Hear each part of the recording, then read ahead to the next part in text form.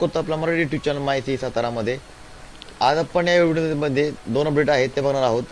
त्याचबरोबर एक आपण ज्या विद्यार्थ्यांनी हॉस्टेलसाठी अप्लाय केला असेल किंवा ज्या विद्यार्थ्यांनी EBC स्कॉलरशिप अप्लाय केला असेल तर त्यासाठी महत्त्वाची गोष्ट काय ते सांगणार आहोत. त्याआधी तुम्ही आपल्या चॅनल नवीन असाल तर चॅनल सबस्क्राईब करायला विसरू नका, म्हणजे अशीच नवीन आणि अपडेट माहिती तुमच्यावर पोहोचवली जाईल. तर आपण बघूयात की 2 अपडेट काय आहेत. एक म्हणजे एक आपल्याला मध्ये ऑप्शन आला होता की राईट टू गिव्ह अप. तो जो आपला टॅब होता, जो तुम्ही फॉर्म अप्लाय केल्यानंतर जो तुम्हाला इथं कोपऱ्यात दिसायचा मग साईडमध्ये, तो हा जो टॅब निघून गेलेला आहे. एक चांगली गोष्ट आहे की विद्यार्थ्यांना तो आता टॅब दिसत नाही, म्हणजे विद्यार्थी कन्फ्यूज होत होते आणि ते क्लिक करून OTP टाकून व्हेरीफाय करत होते आणि त्यामध्ये विद्यार्थ्यांचे स्कॉलरशिपला त्यांनी गिव्ह अप केलेले आहे. तर तो इथून टॅब काढलेला आहे, पण तो टॅब तिने कुठे दिलेला आहे तर मी तर प्रोफाईलला गेला तुम्ही या ठिकाणी, तर होम प्रोफाईल ऑल स्कीम तुम्ही इथं खाली राईट टू गिव्ह अपचा तुम्हाला इथं हा टॅब दिसतो तुम्हाला. तर सर्वांनी ह्या टॅबवर जायचंच नाही आहे, कुणी क्लिक करायचंच नाही आहे किंवा त्या टॅबमध्ये काय आहे हे बघायचं सुद्धा नाही आहे. तुम्ही जर क्लिक केलं, आत गेला, तुम्ही क्लिक केलं, तुम्ही OTP क्लिक केला तर जे तुम्हाला येणारे स्कॉलरशिप असेल, EBC असेल किंवा हॉस्टेलचे पैसे असतील ते तुम्हाला मिळणार नाही, त्यामुळे त्या कोणी त्यावर क्लिक करायचं नाही. तर आता बघूयात की आपण म्हणजे सर्वांना महत्त्वाची गोष्ट म्हणजे सर्वांना तो जो टॅब दिलेला आहे तो टॅबमध्ये कोणी क्लिक करायचं नाही किंवा कोणी OTP व्हेरिफिकेशन करायचं नाही आहे. राईट टू गिव्ह अप जो हा आपल्याला कॉलम दिलेला आहे, जो तुम्हाला टॅब दिलेला आहे, त्या कोणी क्लिक करायचं नाही आहे. तर आपण बघूयात की ज्या विद्यार्थ्यांनी, दुसरी गोष्ट म्हणजे ज्या विद्यार्थ्यांनी EBC स्कॉलरशिप अप्लाय केला असेल तर त्या सर्वांनी आपापलं लॉगिंग ओपन करायचं आहे आणि महाडीट पोर्टलला आपला फॉर्मचा स्टेटस चेक करायचा आहे. जर काही विद्यार्थ्यांचे तुम्ही ओपन केलं तर इथं बघा असं तुम्हाला दिसेल. आता EBC हा त्यांचा फॉर्म अप्रूव्ह आलेला आहे, इथं अंडर दिसतं म्हणजे तुमचं EBC अप्रूव्ह आलेला आहे. पण ज्याने हॉस्टेलला अप्लाय केले तर हॉस्टेल फॉर्म मागे आलेला आहे.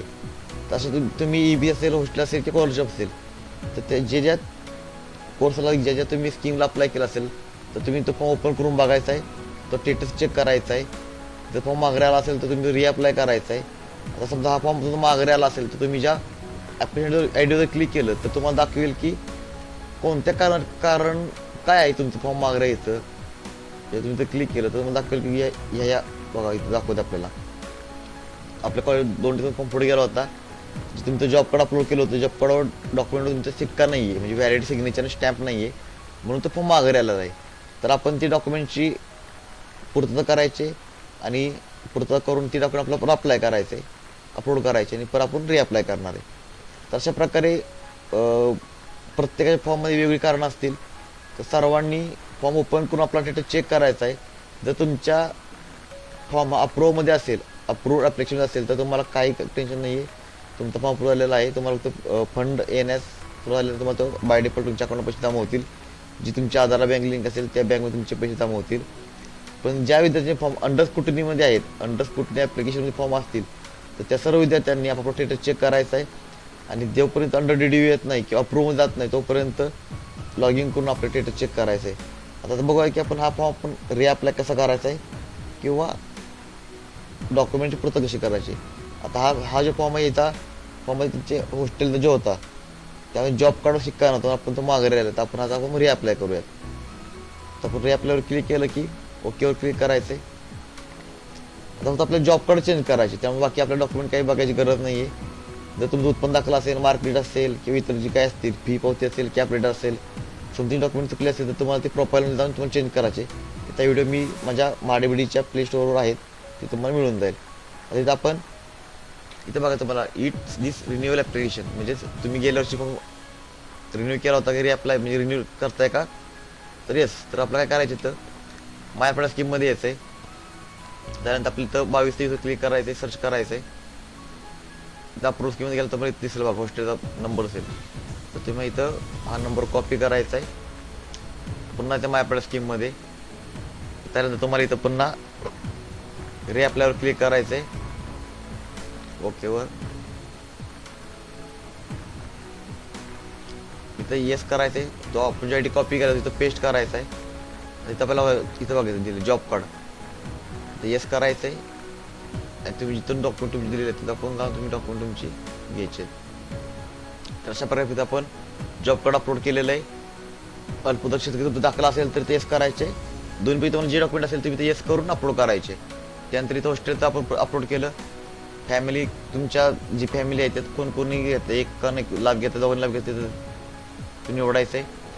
तर प्रथमपत्र अपलोड करायचे आणि तुम्ही ॲडमिशन जर EW असेल तर येस करायचं असेल तर नो करायचं आणि सेव्हवर क्लिक करायचे. अशा प्रकारे आपला फॉर्म भरून झालेला आहे. आता आपण डॉक्युमेंट चेक करूया. इथं बघा जॉब न्यूवर क्लिक केलं तर तो जॉब कोड ओपन होईल इथं.